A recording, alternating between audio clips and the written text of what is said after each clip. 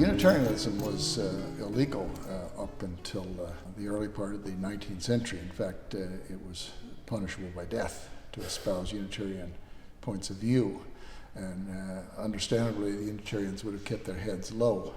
And so this church evolved as a sort of a liberal Presbyterian church with the lifting of the prohibition on Unitarian ideas in the, I think it was 1817. Unitarianism grew more as an identifiable part of the church, and this gave rise to friction. And basically there was a schism between the Unitarians, who believed in the oneness of God, and the Trinitarians, who believed in the doctrine of the Trinity.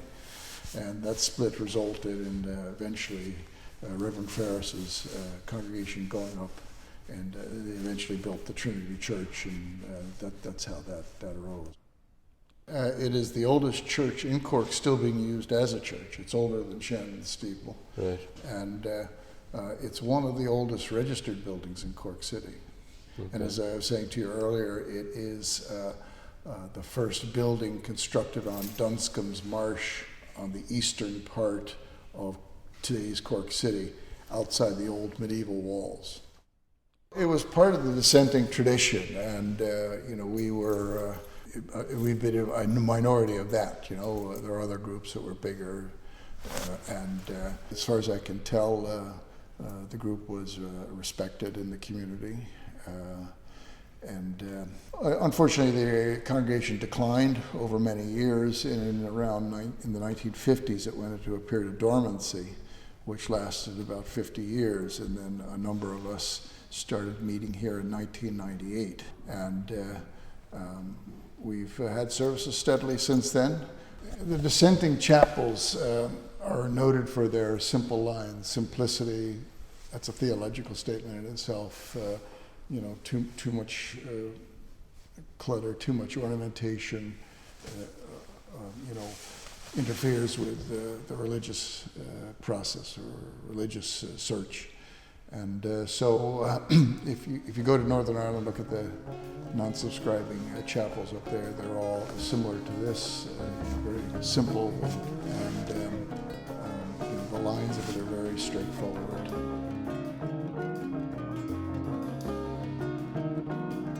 The appearance of a Quaker meeting on a Sunday morning, Quaker meeting houses are very different than what most people are used to in terms of churches or temples or synagogues or whatever.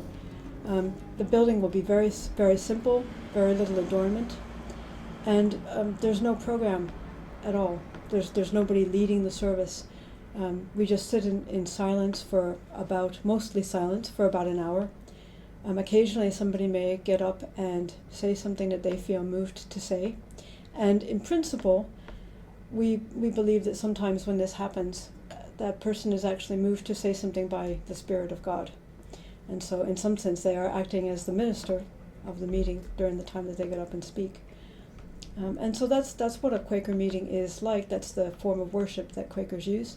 That mostly silence with a bit of sort of inspired ministry from a number of people during the course of about an hour. The Quaker Meeting House is on Summerhill South, just near the Capwell bus depot. And the site has been there actually since the 17th century. There's a burial ground that dates back to the 17th century. And the meeting house there was built in 1938 at the site of the 17th century burial ground. The fact that the stones are all uniform, they're all the same size, they're all the same shape, they even have the same kind of font in the carving and the same sort of information on all of them. It's essentially kind of a visual manifestation of the idea that we are actually all equal. So even it doesn't matter how much money you might have made when you were alive. It doesn't matter how far back your family goes or anything. Basically, in God's eyes, we're all equal, and so that's why all the gravestones are pretty much identical in terms of how they're made. It is very much based on the idea that each person may have a somewhat different spiritual path, and that there's no single set of beliefs that is absolutely correct. correct. And so there's no creed, for example. There's no set of beliefs that you have to sort of sign on to if you want to become a Quaker. And in fact, even though there are some beliefs that would definitely be part of Quakerism, there's a tendency not to try to write them down in the form of a creed, because the idea is that it can evolve with time, and if it's written down as an official set of beliefs, it may become too rigid, and it may be harder to actually let it change with time as it needs to. Attracted by the idea of silence, I began to attend Quaker meetings in Cork. There, the Society of Friends met at Summerhill South every Sunday morning. It was unlike any other religious service or meeting that I had attended. In a bare room, a small crowd gathered and sat in silence. The silence had a quality that changed as the hour drew on. It had a personality and a character of its own. It started out as a gradual settling, a quiet broken by the sound of coughs and adjusted coats. Long pews surrounded a table on which some flowers were set in a bowl. There were no statues or glittering ornaments, no priest or altar or confessional. There was just the room and those who sat in it. I wrote a poem about this experience. Silence takes over the room. As if gathered for a sign, they dispatch business and let the moments pass. On tables, in bowls, flowers bud like phrases about to be said. Outside, their acre of graves shows names and dates like the flat covers of shut files. Terraces close around them, dogs restless in yards, children at windows catapulting birds.